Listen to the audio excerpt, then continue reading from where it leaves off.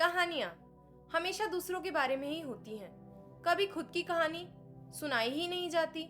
पर आज मैं खुद की कहानी सुनाना चाहती हूँ। एक ऐसी कहानी जो मेरी तो है ही, पर बाकी सबकी भी है। ये कहानी है हमारी शुरुआत की। एक वक्त होता है जब ना हमारा नाम होता है, ना पहचान, ना कोई शरीर। कुछ होती है तो वो है बस संभावना। इस संभावना के लिए दो लोगों का मिलना जरूरी होता है, एक नर और एक नारी। और इसी मिलने से लिखी जाती है हम सबकी शुरुआत की कहानी। पर कौन लिखता है इसे? कौन इस क्रिएशन के लेखक होते हैं? हमारे पेरेंट्स। जैसे एक लेखक अपने एहसास लिखने के लिए कलम और कागज का इस्तेमाल करते हैं, वैसे ही पापा का स्पर्म और मम्मी का एग मिलकर हमारी कहानी का पहला अक्षर लिखते हैं। पर कहां से शुरू होता है हमारी कहानी का ये सफर शुरू होता है हमारे पेरेंट्स के पास आने से, मींस उनके इंटरकोर्स से। इंटरकोर्स एक ऐसा प्रोसेस जिसमें दो लोग फिजिकली और इमोशनली एक दूसरे के पास आते हैं और सेक्सुअल रिलेशंस बनाते हैं, जिसके जरिए रिप्रोडक्शन शुरू होता है। रिप्रोडक्शन का मतलब होता है एक जीव का अपने जैसे दूसरे जीव को जन्म देना। पर ये कैसे ह्यूमंस में पॉसिबल हो पाता है? ये सब शुरू होता है उस पल से जब मेल रिप्रोडक्टिव ऑर्गन यानी पीनस फीमेल वेजाइना की ओपनिंग में जाता है। पीनस के वेजाइना के अंदर जाने को पेनिट्रेशन कहते हैं। पर कैसे पॉसिबल हो पाती है पेनिट्रेशन? इसके लिए हमें पीनस को समझना पड़ेगा।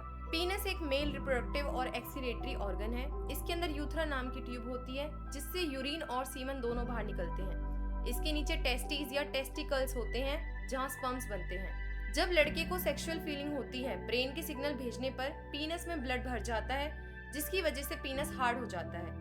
And due to this hardness, the penis is able to enter the vagina.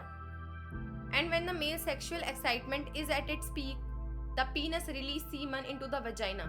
And इसमें लगभग 20 से 30 करोड़ स्पर्म्स निकलते हैं।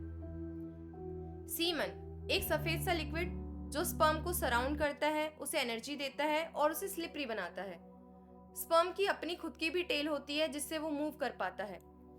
वजाइना स्पर्म का एंट्री पॉइंट है। ये एक टाइट मस्कुलर ट्यूब है जिसका एनवायरनमेंट नेचुरली एसिडिक होता है, जो फीमेल बॉडी को इन्फेक्शन से बचाता है।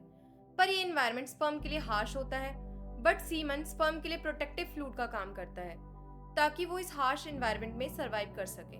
पर सीमन हर स्पर्म को नहीं बचा पाता, इसलिए बहुत सारे स्पर्म यहीं मारे जाते हैं। जो बच जाते हैं वो सीमन की स्लिपरी नेचर और अपनी टेल की मदद से एक्टिवली स्विम करते हुए आगे बढ़ते रहते हैं। मीन्स वजाइना एक नेचुरल फिल्टर की तरह काम करती है, हर स्पर्म को इजीली पास नहीं होने देती, सिर्फ फिट और हेल्दी स्पर्म को ही आगे जाने देती है। After crossing the vagina, sperms enters into the cervix. Cervix एक पतली ट्यूब है जो वजाइना को यूट्रस से जोड़ती है। इसमें दो ओपनिंग्स होती हैं, इंटरनल ओएस सर्विक्स का अंदर वाला एंड जो यूट्रस से कनेक्टेड होता है, एंड एक्सटर्नल ओएस सर्विक्स का बाहर वाला एंड जो वजाइना से कनेक्टेड होता है। ये यूट्रस के गेट की तरह काम करता है जो डिसाइड करता है कि स्पर्म को कब अंदर आने देना है। सर्विक्स के अंदर म्यूकस होता है। ये नॉर्मली थिक और स्टिकी होता है। इसी स्टिकनेस की वजह से स्पर्म इजीली अंदर नहीं आ पाते। पर ओव्यूलेशन के टाइम ये म्यूकस पतला और स्लिपरी हो जाता है, जो स्पर्म की स्पीड को और फास्ट कर देता है ताकि वो आसानी से यूट्रस तक पहुंच सके।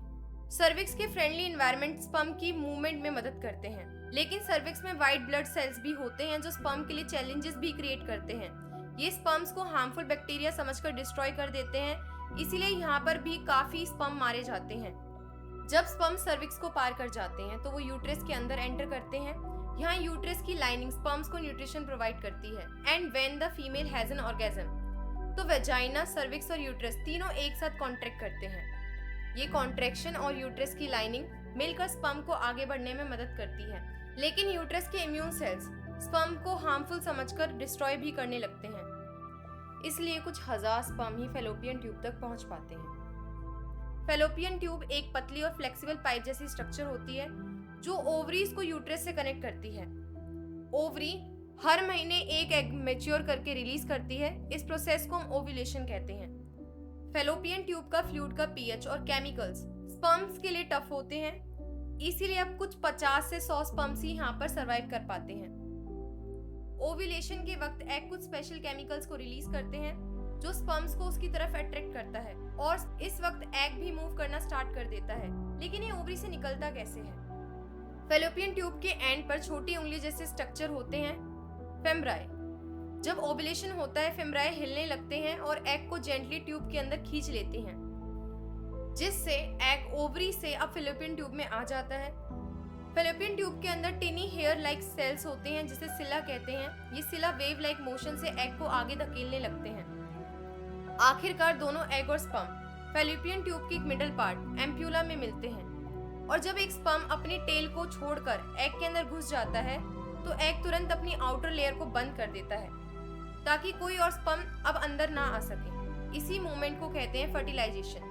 ये स्पर्म और एग का एक हो जाने का पल ही हमारी जिंदगी का शुरुआती पल होता है। ये कहानी थी हमारी पहली बार अस्तित्व में आने की। हर कहानी हमें कुछ ना कुछ सीख देती है, मतलब हर कहानी का उद्देश्य होता है हमें रोशनी देने का। हर कहानी एक मिरर की तरह काम करती है, यानी कि हर कहानी अपने अंदर एक आईना रखती है जो सिर्फ किरदारों को नहीं बल्कि हमें भी उनके जरिए देखने का मौका देती है, और ऐसा करके कहानी हमें खुद तक ले जाती है। तो सवाल सिर्फ इतना है कि अस्तित्व की कहानी हमें क्या दिखाना, बताना और महसूस करवाना चाहती है। शायद ये कहानी बस इतना कहना चाहती है, तुम जरूरी हो, चाहे तुम जीत रहे हो या फिर हार रहे हो, चाहे तुम्हारे एफर्ट किसी को दिखते हो या नहीं, तुम अहमियत रखते हो, तुम जैसे भी हो तुम काफी हो, चाहे दुनिया तुम्हें समझे या नहीं, तुम्हारा होना ही तुम्हारी सबसे बड़ी जीत है। पर कैसे ये कहानी इतना कुछ कह रही है? तो चलो आओ मेरे साथ चलते हैं इस कहानी की रोशनी तक। जैसे कि हमने कहानी की शुरुआत में सुना, करोड़ों स्पर्म नई जिंदगी देने की रेस में दौड़ना स्टार्ट करते हैं। वेजाइना का एसिडिक एनवायरनमेंट स्पर्म के लिए चैलेंजेस क्रिएट करता है, लेकिन सीमन की प्रोटेक्टिव लेयर और स्पर्म की स्विमिंग स्किल की वजह से वो रेस के पहले पड़ाव को पार कर जाते हैं। कुछ स्पर्म यहाँ सरवाइव नहीं कर पाते। बिल्कुल ऐसी हमारी जिंदगी होती है, हर रास्ता स्मूथ नहीं होता। सर्विक्स का ओपनिंग ओव्यूलेशन के टाइम पर ही खुला रहता है और म्यूकस पतला और स्लिपरी इसी टाइम होता है। मतलब कि अगर एफर्ट और राइट टाइमिंग दोनों साथ चल पड़े तो सफर आसान हो जाता है। यहीं से स्पर्म को एंट्री मिलती है यूट्रस में। यूट्रस की लाइनिंग न्यूट्रिशन प्रोवाइड करती है, लेकिन साथ ही व्हाइट ब्लड सेल काफी स्पर्म को डिस्ट्रॉय कर देते हैं। जो सरवाइव कर जाते हैं वो फैलोपियन ट्यूब तक पहुंच जाते हैं। यहाँ भी चैलेंजेस होते हैं, लेकिन एग के रिलीज किए गए केमिकल्स स्पर्म को गाइडेंस प्रोवाइड करते हैं, और लास्ट में कोई एक स्पर्म एग को फर्टिलाइज कर देता है और वही स्पर्म जीत जाता है इस रेस को। स्पर्म्स का ये सफर चैलेंजेस से भरा था, पर साथ ही उन्हें कुछ फेवरेबल मौके और परफेक्ट टाइमिंग भी मिली। यही हमें सिखाता है कि एनवायरनमेंट हमेशा नेगेटिव नहीं होता। कुछ हर्डल्स होते हैं, लेकिन उनके बीच सपोर्टिव कंडीशंस भी मिलती हैं। हर रास्ते में चैलेंजेस हमें रोकने नहीं परखने आते हैं कि हम कितने तैयार हैं अपनी मंजिल तक पहुंचने के लिए। ये चैलेंजेस से भरा एनवायरनमेंट हमारे एफर्ट्स और कंसिस्टेंसी को टेस्ट करते हैं कि क्या हम अपनी मेहनत को लगातार मेंटेन कर पा रहे हैं या फिर नहीं। साथ ही ये टाइमिंग, पोटेंशियल और डिसीजन मेकिंग को भी टेस्ट करते हैं कि क्या हम सही वक्त पर अपना बेस्ट दे रहे हैं, क्या हम अपनी कैपेबिलिटीज को पूरा करके मुश्किल सिचुएशन में सही चॉइसेस ले पा रहे हैं। पर हम कितना भी इन बातों को कर लें, लास्ट में तो यही सोच आएगी, क्या फायदा, जीत तो सिर्फ एक ही स्पर्म की हुई। तो क्या जो स्पर्म जीत पाया वो लकी था? अच्छा, कैसे जीता था वो स्पर्म? वो जीता क्योंकि सब कंडीशन सही थी और वो खुद रेडी था। उसने एक्टिवली स्विम किया और स्ट्रगल किया, मींस उसने एफर्ट लगाए। वो जीता बेस्ट टाइमिंग की वजह से, अपनी रेडीनेस की वजह से, क्योंकि वो स्पर्म स्ट्रॉन्ग और प्रिपेयर्ड था। तो क्या बाकी स्पर्म की मेहनत वेस्ट गई? वो किसी काम के नहीं थे इस सफर में? नहीं, बिल्कुल नहीं। पहले वाले स्पर्म्स ने बैरियर को सॉफ्टन किया, इम्यून सेल्स को डिस्ट्रैक्ट किया, म्यूकस को नेविगेट किया, उन्होंने एनवायरनमेंट को थोड़ा और एसेसेबल बनाया। तो ना हारने वाले स्पर्म्स ही बेकार थे और ना जीतने वाला ही सबसे ज्यादा अहमियत रखता था। सबका अपना रोल था, सब जरूरी थे।